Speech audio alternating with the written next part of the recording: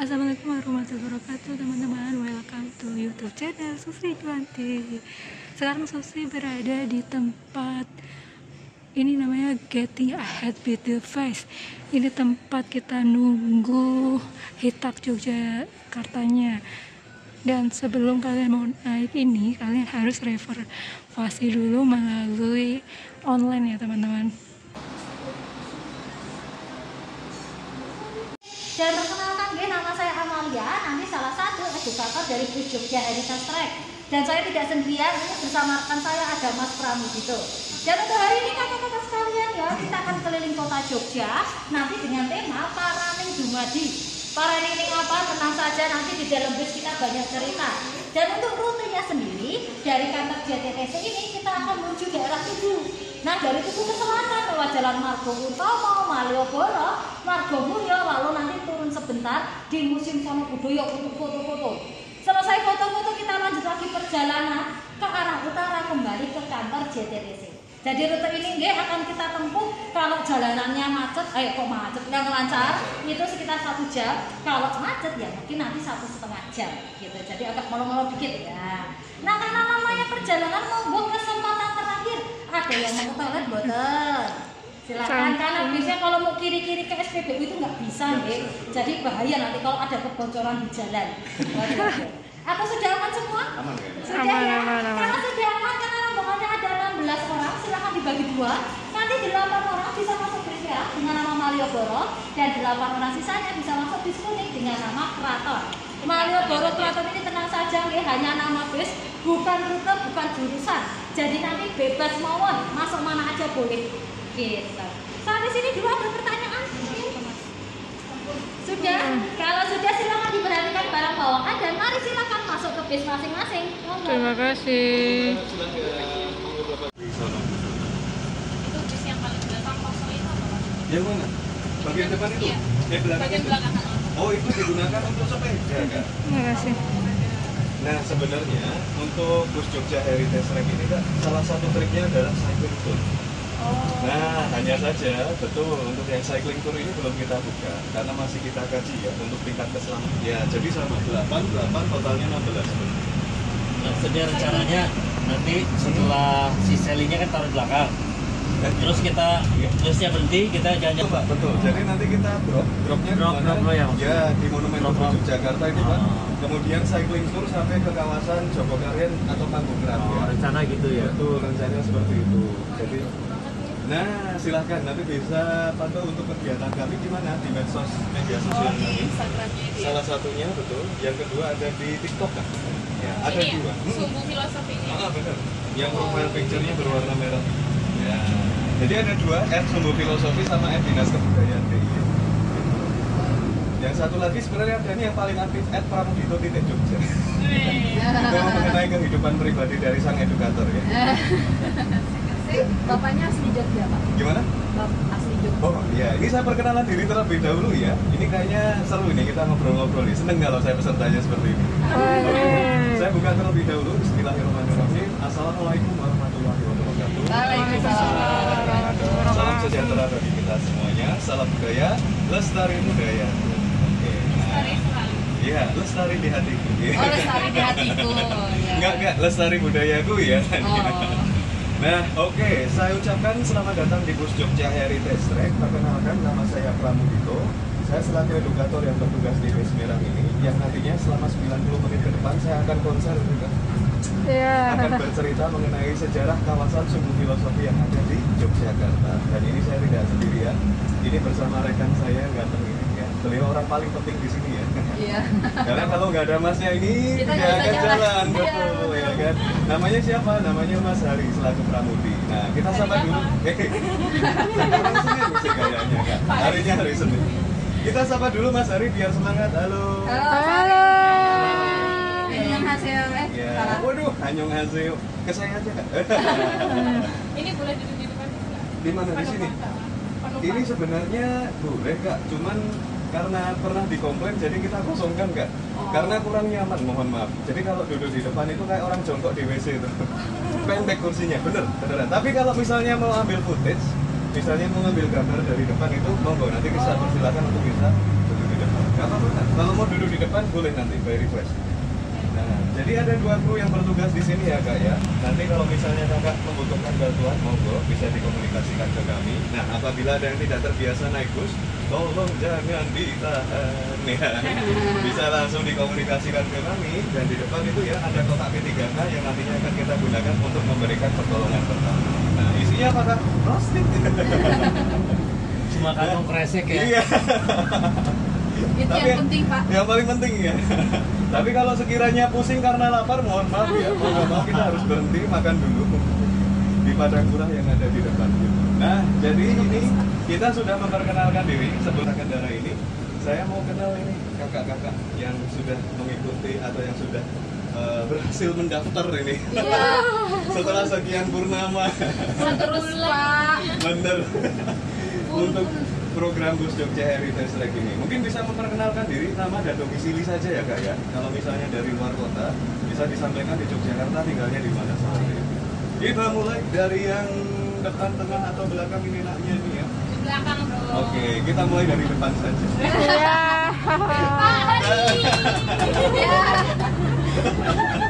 Enggak, dari mbaknya silahkan. Oke, perkenalkan nama Ya. saya Iva. Saya dari Gowong. Dari mana? Gowong. Enggak gowong tuh Gowong itu Pak. mana? Gowong itu Sleman, Catur Tunggal. Oh, Gowong.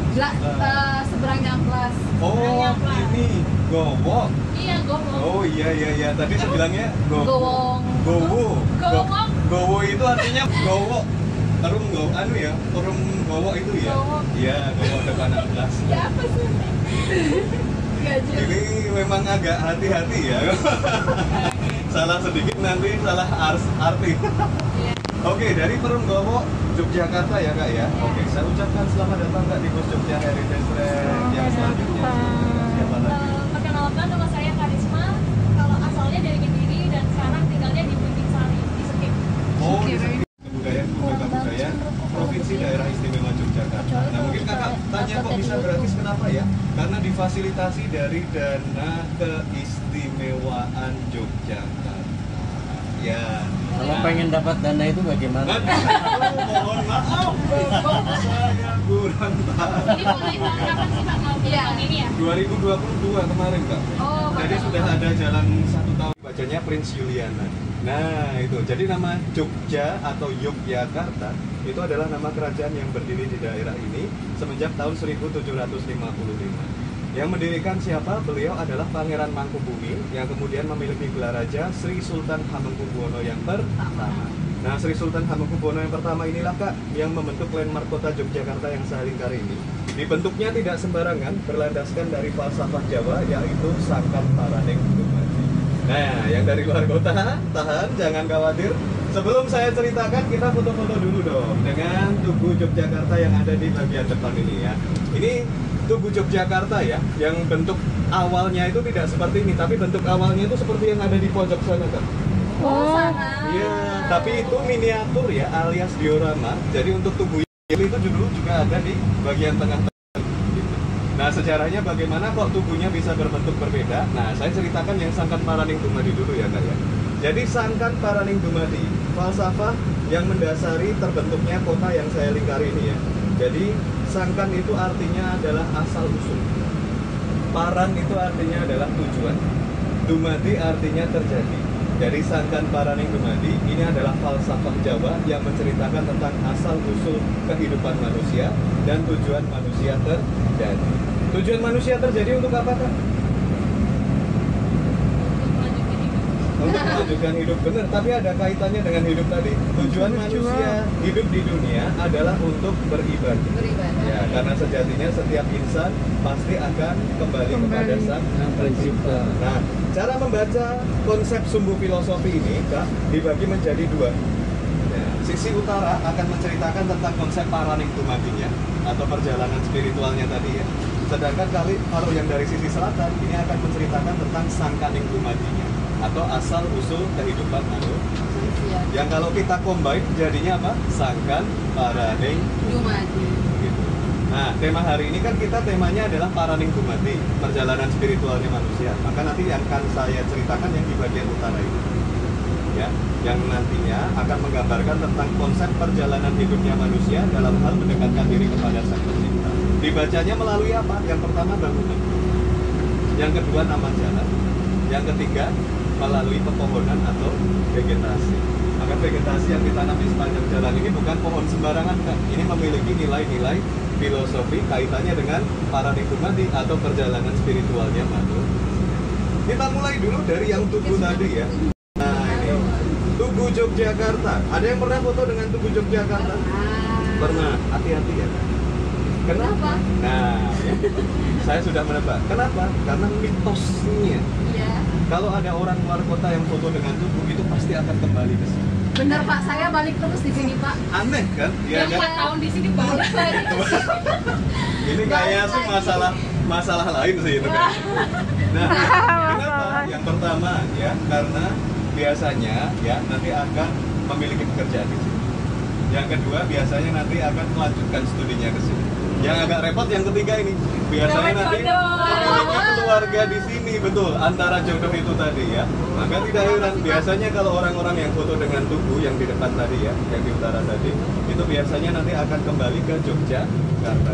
Nah, bentuk aslinya tidak seperti ini, Kak. Awal mulanya itu bentuknya adalah golong giling.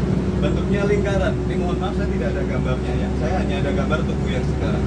Golong itu artinya lingkaran, gilik itu artinya silinder. Jadi kalau kita lihat Tugu yang ada di sudut timur tadi bentuknya adalah lingkaran dan silinder. Ya, di mana golong gilik ini merupakan bangunan pertama atau bentuk Tugu pertama yang dibangun pada tahun 1755. Nah, kenapa dibentuknya serba lingkaran? Mohon maaf, ini bukan sembarang bangunan, Kak. Jadi Tugu golong gilik ini kenapa dibentuk lingkaran? Karena lingkaran itu merupakan bentuk yang tidak ada sudutnya. Simbol dari infinitum atau tidak akan terbatas, tidak akan terputus. Dan di sini Tugu golong gilik itu merupakan simbol dari manunggaling kawula Gusti. Manunggal itu artinya bersatu, kawula itu artinya rakyat, Gusti itu artinya raja.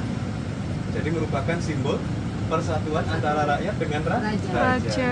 Selain itu, ya, manunggaling kawula Gusti juga bisa diartikan kawula itu adalah manusia, Gusti itu adalah sang pencipta.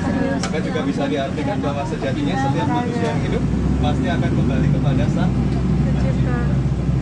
Itu yang bangun Tugu itu pertama kali siapa Pak? Nah, ini kalau untuk dokumen aslinya atau dokumen resminya kita belum tahu, Kak. Tapi diperkirakan dulu yang mengkonsep adalah Sri Sultan Hamengkubuwono yang pertama. Yang golong giling. Itu Yang golong giling. itu yang mana?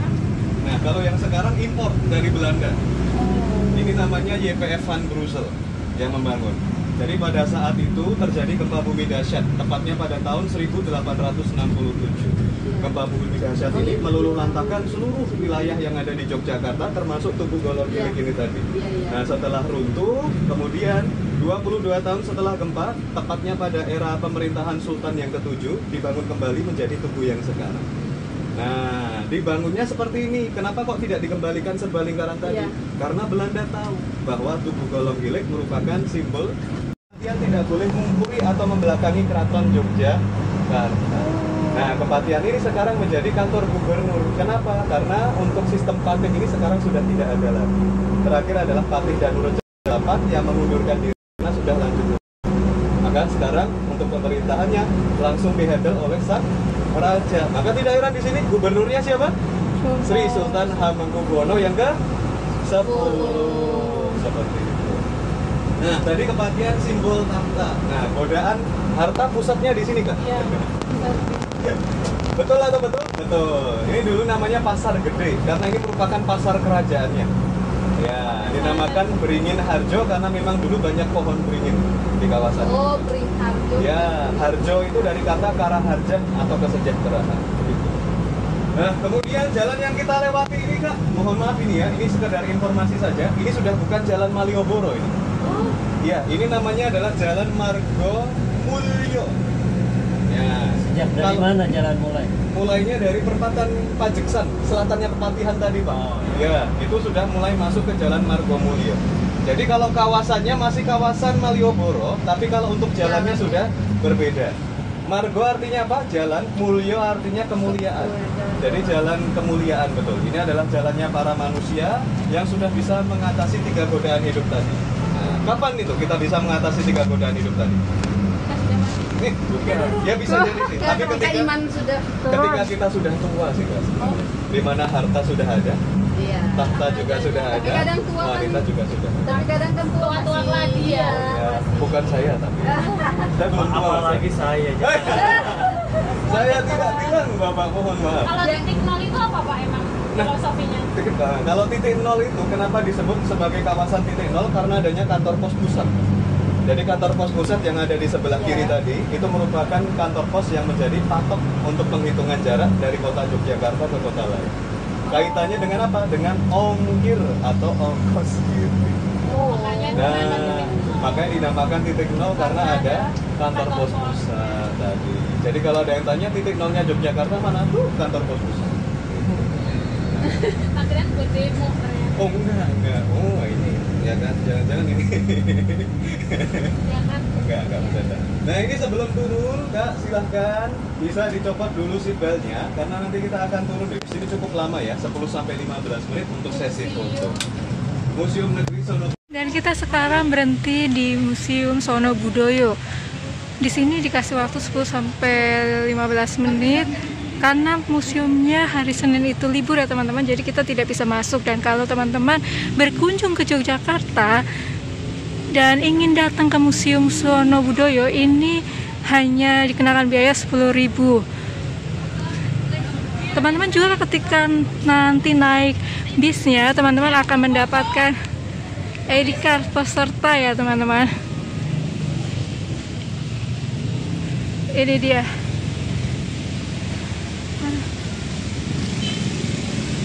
Museum Sono Budoyo. Di dalam museum itu isinya berbagai macam senjata budaya ya teman-teman, seperti keris. Karena hari ini Senin dan hari Senin itu libur, maka kita tidak bisa masuk, hanya bisa masuk di halamannya saja teman-teman.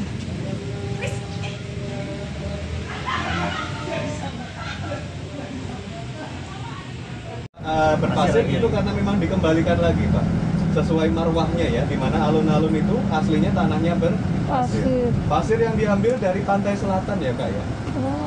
Jadi struktur pasirnya itu lebih berat, tidak akan mudah terbang terbawa angin. Maka kalau ada narasi yang menyampaikan bahwa pasir di alun-alun utara bisa menyebabkan mata kelilipan dan sesak napas, itu kurang tepat sebenarnya. Karena malah justru banyak manfaatnya, terutama ketika musim penghujan, air yang jatuh dari langit langsung masuk ke dalam tanah seperti itu. Maka dalam catatan sejarah kan keraton belum pernah itu terjadi namanya genangan air, bahkan banjir karena adanya tanah berpasir ini tadi seperti itu. Nah, jadi Kalau voli pantai nggak bisa di sini. Ya? nggak boleh Pak, jangan ya, jangan, itu sudah dipagar juga Pak. Jadi kayaknya sepertinya tidak bisa digunakan untuk voli pantai. Kan katanya berapa tahun yang lalu itu Semerawut ya, orang-orang bisa masuk bebas. Betul Pak, betul. Maka ini tadi Pak ada alasannya kenapa dipagar, karena pada saat diperbaiki kembali Pak, itu kondisi alun-alun rusak karena banyak sekali ditemukan sampah Pak. Dan kemudian di bagian sudut dari alun-alun utara itu akan dibangun kios. Bangun kios itu kayak semacam tempat jualan kecil-kecil gitu Pak.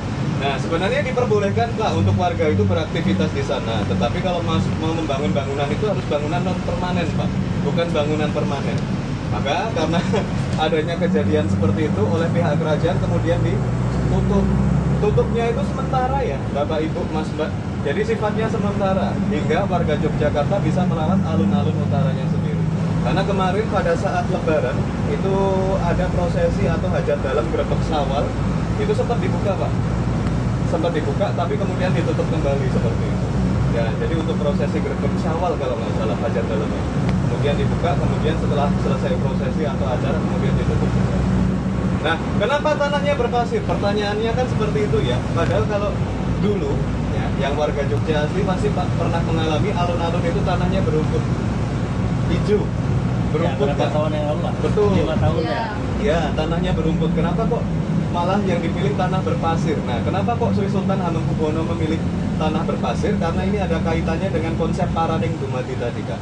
Di mana puncak dari perjalanan spiritualnya manusia itu apa? Betul, kembali kepada Sang Pencipta. Maka alun-alun utara yang tanahnya berpasir ini merupakan gambaran dari alam kematiannya manusia. Dalam Islam disebutlah namanya padang masyar, di mana alun-alun. Kata alun-alun itu sebenarnya berasal dari kata mengalun-alun, seperti ombak di lautan, tetapi tanpa adanya air, tapi hanya ada pasir. Jadi di sana digambarkan manusia yang sudah meninggal dunia akan memasuki fase kehidupan yang selanjutnya, tetapi nanti akan terombang-ambing, ya, di lautan pasir, di mana nanti di lautan pasir tersebut atau di hamparan tanah berpasir tersebut manusia akan dikumpulkan dan akan dihisap amal kebaikan.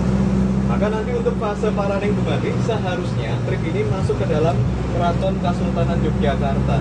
Hanya saja karena kita memiliki waktunya sangat terbatas sekali Kak, hanya 2 jam saja, maka saya menggunakan gambar peraga. Nanti Kakak bisa mengunjungi sendiri ya, jalan-jalan sendiri ke keraton. Di sana ada 3 atribut bangunan.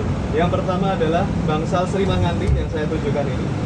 Kemudian yang kedua ada bangsal Trajumas, dan yang terakhir nanti ada gedung Pusoko namanya Gedung Proboyekso. Nah, bangsal Sri Manganti, saya jelaskan yang ini dulu Kak. Sri itu artinya raja, Manganti itu artinya menanti.